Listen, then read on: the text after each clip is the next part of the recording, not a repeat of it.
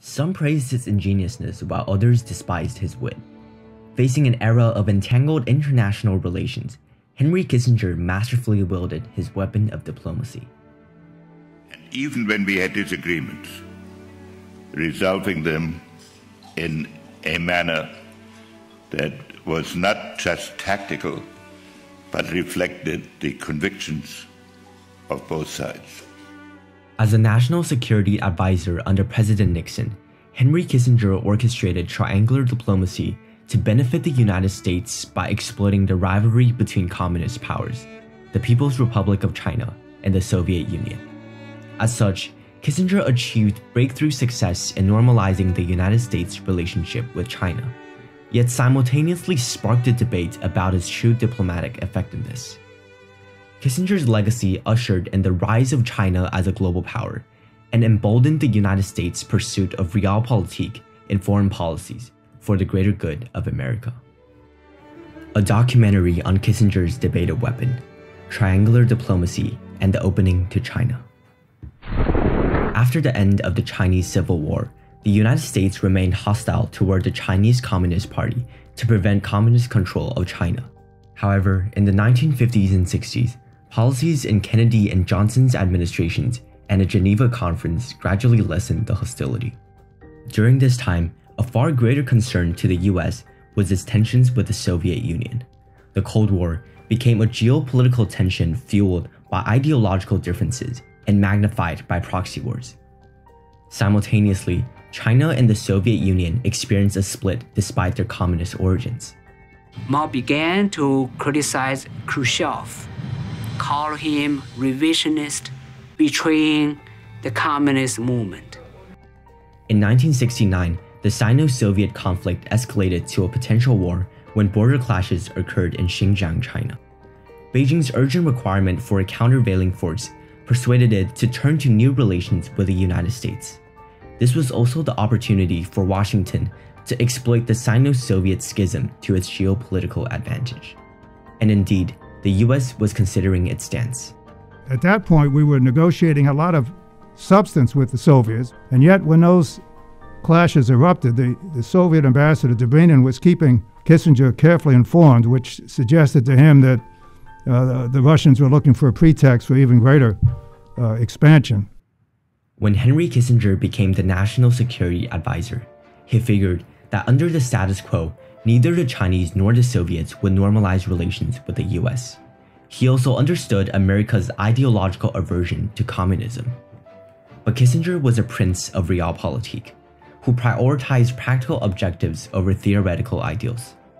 He believed by siding with one of the two communist powers and diplomatically playing them against each other, there was a potential that the US could benefit on both ends. Arguing that it was necessary to involve 1/5 of the world's population to bring about long-term stability, Kissinger sided with China, an unprecedented strategy that overturned the hostility towards all communist powers. He aimed to normalize US and China relations and as a result, achieve a détente between the US and Soviet Union, a strategy later named the triangular diplomacy. Under the instructions of President Nixon, Kissinger arranged a secret visit to China in July 1971. In the secret talk between Kissinger and Chinese Premier Zhou Enlai at the Chinese government guest house in Beijing, Kissinger discusses the border conflict in 1969. I thought that the Chinese were always the aggressors. It then occurred to me that the Chinese military leaders would not have picked such a spot to attack. Since then, I've looked at the problem from a different perspective. Although a seemingly insignificant dialogue, this was the first supportive stance the US took alongside Communist China, when they had no formal relations, and a stance against the Soviet Union.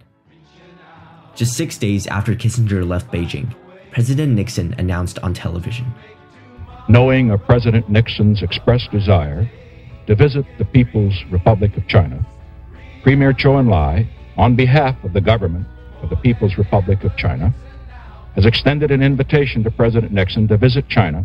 President Nixon has accepted the invitation with pleasure." This announcement kickstarted the normalization of relations with China, but it also pressured the Soviet Union to reconsider its relationship with the United States. As a result of that, you had the famous triangular diplomacy where we had better relations with each of those countries than they had with each other. The apparent success, however, sparked a debate. Was Kissinger's triangular diplomacy as effective as it appeared?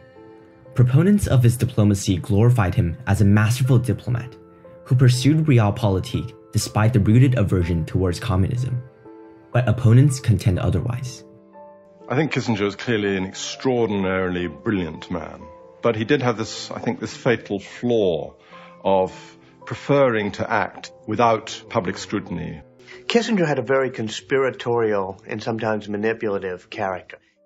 It's sometimes that just creating yourself as a celebrity gave you more power. His secrecy in disclosing selected information and self-aggrandizement by manipulating the media made it difficult to measure his effectiveness.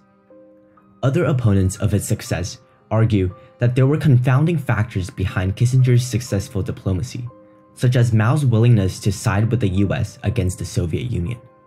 Kissinger himself wrote that Mao was by far the weakest and most vulnerable, but by playing on the mutual hostility of the nuclear superpowers, he managed to bring about a kind of diplomatic sanctuary for China. This perspective shows the possibility that Mao was a more crucial factor in diplomacy than Kissinger. Nevertheless, proponents emphasize the magnitude of Kissinger's immediate impact. The final result is that President Nixon would visit China. The visit would be able to push the normalization of the Sino-US relationship and cooperate against Soviet hegemony. More importantly, during Nixon's groundbreaking visit in February 1972, both nations signed the joint communique, a crucial diplomatic document that pledged the progress toward the normalization of relations between China and the US is in the interests of all nations. The communique served as a basis for all future diplomatic connections. From the perspective of Zhou Enlai, when Kissinger visited again, both sides claimed to follow the various principles in the joint communique. Consequently, Kissinger's self-aggrandizement and Mao's willingness to cooperate may diminish Kissinger's diplomatic significance. Nevertheless, Kissinger's diplomacy stands as a pivotal step to normalize the relationship between the US and Communist China. Kissinger's diplomatic success is further shown in its impact on the Soviet Union.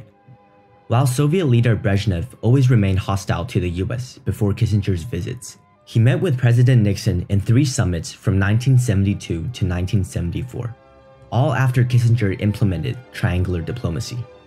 Just as Kissinger strived for a détente, Brezhnev championed an agreement on the prevention of nuclear war, and even criticized that the US isn't doing all it can to normalize relations. In 1977, Kissinger ended his tenure as Secretary of State. However, his legacies carried on. President Carter continued to enforce conciliatory policies with China, and in 1979, he transferred the recognition of China from the nationalist-led Republic of China to the communist-led People's Republic of China. The US also granted China the most favored nation status as a trading partner, which paved the way for China's accession to the World Trade Organization. China's entrance into the WTO was great in my opinion. At the very least, we could more freely enter the competition in the automobile industry. The boost in exports stimulated China's economy to become one of the strongest worldwide today. For the US, Kissinger's diplomacy emboldened the United States' pursuit of realpolitik. When Kissinger said that I have always worked for the good of the world, the good is from the perspective of the United States. When the US and China remained ideologically separated, Kissinger diplomatically connected them to form a weapon against the Soviet Union. The joint communique, representing their weapon, also quotes that neither should seek hegemony in the Asia-Pacific region. Ironically, in the post-Cold War era and the rise of China as a global power, both sides continuously assert dominance in the Asia-Pacific region, especially when China's military or economy infringes upon American interests. In Kissinger's words, America has no permanent friends or enemies, only interests, thus prioritizing practical objectives over ideals of justness and past relations. As countries continue to engage in diplomacy, Kissinger's weapon that shielded the US, bonded China, and pressured the Soviet Union will remain debated, leaving long-lasting consequences in the arrow of history.